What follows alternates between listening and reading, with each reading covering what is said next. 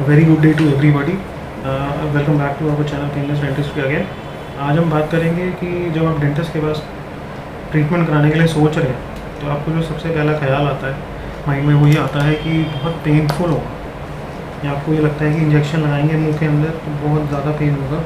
या फिर ऐसा भी होता है कभी कभार कि किसी को बैड एक्सपीरियंस आपकी फैमिली में रहा है, फ्रेंड सर्कल में किसी को बैड एक्सपीरियंस रहा है, तो आपके दिमाग में बहुत ज़्यादा प्ले ऑन होता है कि मेरे साथ बहुत ज़्यादा पेन हो सकता है डेंटल ट्रीटमेंट के दौरान। सो हम इसके मैनेजमेंट के बारे में और इसको कैसे कम करें घर बैठे और डेंटिस्ट के पास जाने के बाद हम ऐसा क्या सोचें या ऐसा क्या मेडिसिन लें जिससे हमारे को थोड़ा कंफर्टेबल हो जाए। सो सबसे पहले starting on with home remedy. Home remedy इसके अंदर ज़्यादा मैंने होम रेमेडी के बारे में मैंने डिस्कस किया था अपनी वीडियो के अंदर,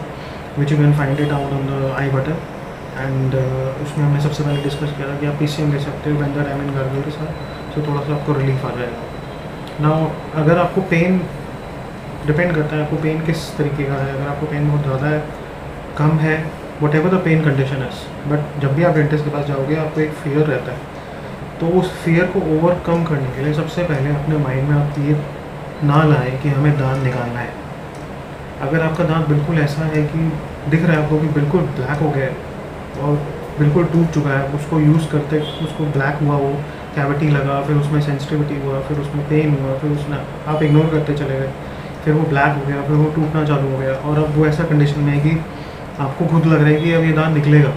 तो आई विल एडवाइस कि आप खुद से कोई डायग्नोसिस ना बनाएं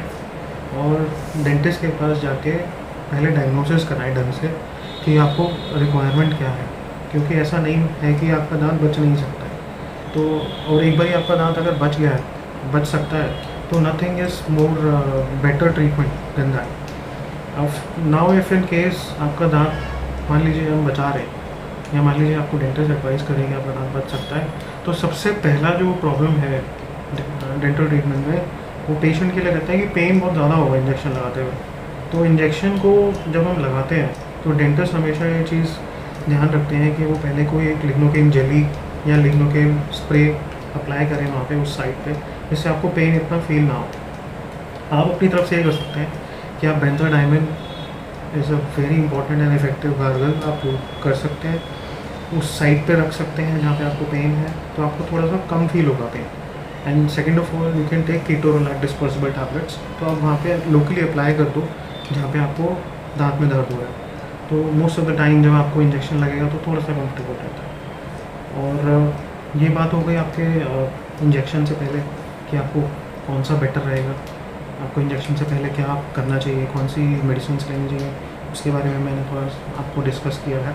now when the treatment is going on, उस टाइम पे भी आपको थोड़ा थोड़ा पेन होता है। रूट कनाल करते हैं तब भी हमारे को पेन रहता है, और रूट कनाल करने के बाद भी हमारे को पेन रहती है। तो बैड एक्सपीरियंस तभी होता है कि जब आपने you have not made right choice कि आपको ट्रीटमेंट कहाँ कराना है। एंड सेकेंड ऑफ ऑल, जब आपने ट्रीटमेंट करा लिया